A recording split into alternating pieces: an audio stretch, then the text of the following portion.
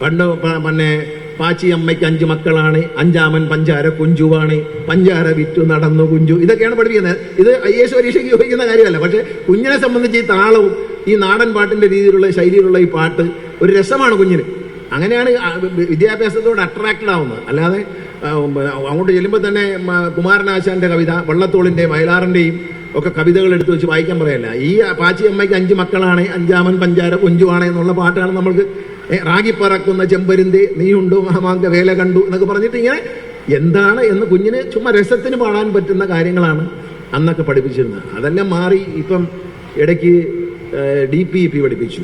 അതും തെറ്റാണെന്ന് ഞാൻ പറയില്ല. അതിൽ തെറ്റിപ്പോയത് പഠിപ്പിക്കാൻ വന്നവരുടെയും സിലബസ് ഉണ്ടാക്കിയവരെയും കുഴപ്പമാണ്. ശരിക്കും DPEP നല്ലതാണ്.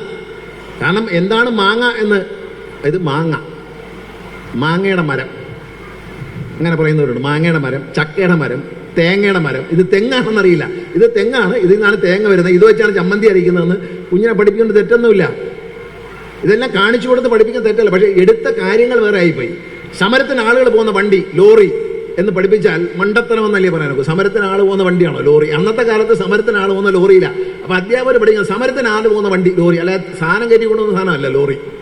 തടിയും സാധനങ്ങളും കയറ്റിക്കൊണ്ടുവന്ന വണ്ടി ലോറി എന്ന് പഠിപ്പിക്കുന്ന പകരം സമരത്തിന് ആളുകൾ കയറ്റി. അപ്പൊ അവരുടെ കാഴ്ചപ്പാടിനനുസരിച്ച് മണ്ടത്തരങ്ങൾ കുഞ്ഞുങ്ങളെ പഠിപ്പിച്ചപ്പോഴാണ് അത് പാളിപ്പോയത്. അല്ലെങ്കിൽ അത് പാടില്ല. അത് നല്ല ആശയമാണ്, ആശയം നല്ലതാണ്, ഒരു പരിചയപ്പെടുത്താണ്. കൊച്ചു കുഞ്ഞുങ്ങളെ ജീവിതത്തിലെ ഓരോ പാഠങ്ങൾ പഠിപ്പിക്കുന്ന അനുഭവ പരിചയപ്പെടുത്തുന്നതാണ് ഇതൊക്കെ. പക്ഷേ മറിച്ച് വരുന്നത് വേറെ തരത്തിലായിപ്പോയി എന്നുള്ളതേ ഉള്ളൂ. ഞാൻ ദീർഘിപ്പിക്കുന്നില്ല. കുഞ്ഞുങ്ങളെ അമിതമായി ഇട്ട് ബുദ്ധിമുട്ടിക്കരുത്. 4 ക്ലാസ് വരെയുള്ള കുഞ്ഞുങ്ങളെ ഈ പറഞ്ഞ പോലെ ഭാഷയും കണക്കും ഒക്കെ പഠിപ്പിച്ച് പാടാനും ആടാനും ഒക്കെ പഠിപ്പിച്ച് നല്ല ഡാൻസ് ചെയ്യാനും അവരുടെ ഈ കുഞ്ഞുങ്ങളിൽ പൊതുവിൽ മലയാളിയിൽ കാണുന്ന ഒരു പ്രശ്നമുണ്ട്, സ്റ്റേജ് ഫ്രൈറ്റ്. ഇപ്പം എന്നോട് ഇവിടെ നിന്നൊരു പാട്ട് പാടാൻ പറഞ്ഞാൽ ഞാൻ കൈകാലം പറയും. പക്ഷെ പ്രസംഗിക്കാൻ പറഞ്ഞാൽ 1 മണിക്കൂറാണെങ്കിൽ പ്രസംഗിക്കും. അപ്പോൾ ഈ കുഞ്ഞുങ്ങളെ മനസ്സിലുള്ള ആ ഭയത്തെ മാറ്റിയെടുക്കാനുള്ള ക്ലാസ്സുകളാണ് ആദ്യം എടുക്കേണ്ടത്. എനിക്ക് പാടാൻ പറ്റും, എനിക്ക് പ്രസംഗിക്കാൻ പറ്റും, എനിക്ക് കഥ പറയാൻ പറ്റും നന്നായിട്ട് എന്ന് കുഞ്ഞുങ്ങളിൽ വിശ്വാസം ഉണ്ടാക്കണം. അതവരെ ജീവിതത്തിൻ്റെ എല്ലാ ഘട്ടങ്ങളും. ഇപ്പോൾ നമ്മൾ പറയുന്നത്, ഇപ്പോൾ ഇൻ്റർവ്യൂ പണ്ട് പറയും ടൈയൊക്കെ കെട്ടിയിട്ടൊക്കെ പോയിരുന്നിട്ട് പേരെന്താണ്, പേരെന്താണ്, എവിടെ പഠിച്ചു, ഏതുവരെ പഠിച്ചു, MA എവിടെയാണ് പഠിച്ചത്, MSCക്ക് പിന്നെ ഡോക്ടറേറ്റ് എവിടെ വെച്ചെടുത്തു, ഇതൊന്നും അല്ല ഇപ്പോൾ ചോദിക്കുന്നത്.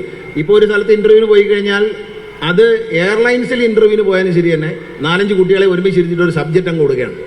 ഈ സബ്ജക്റ്റിനെ പറ്റി പറയാം. IASന് എന്താണ് ഇൻ്റർവ്യൂ?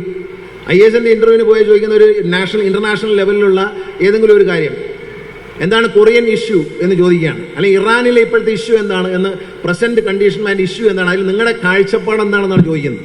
അല്ലാതെ ഇറാനിൽ എന്ത് നടക്കുന്നു എന്നല്ല. ഇറാനിലെ ഇന്നത്തെ പൊളിറ്റിക്കൽ സിറ്റുവേഷനെ കുറിച്ച് നിങ്ങളുടെ അഭിപ്രായം എന്താണ്, അമേരിക്ക ഇറാനിൽ ഇടപെടുന്നതിനെ കുറിച്ച് നിങ്ങളുടെ അഭിപ്രായം എന്താണ്, ഇതാണ് ചോദ്യം. ഇതിനെക്കുറിച്ച് നമ്മൾ പഠിപ്പിക്കണം. അതാണ് ഇപ്പോഴത്തെ ഇൻ്റർവ്യൂ. IASനൊക്കെ പോയി കഴിഞ്ഞാൽ സിവിൽ സർവീസ് പരീക്ഷയ്ക്ക് അല്ലാതെ അപ്പുറത്തിരുത്തി പണ്ട് കേട്ടിട്ടുണ്ട് ഒരു IAS ഉദ്യോഗസ്ഥ IAS കിട്ടിയത് പാടാൻ അറിയുമോ എന്ന് ചോദിച്ചു. അറിയാമെന്നോ, എന്നാൽ പാട്ട് പാടെന്ന് പറഞ്ഞു.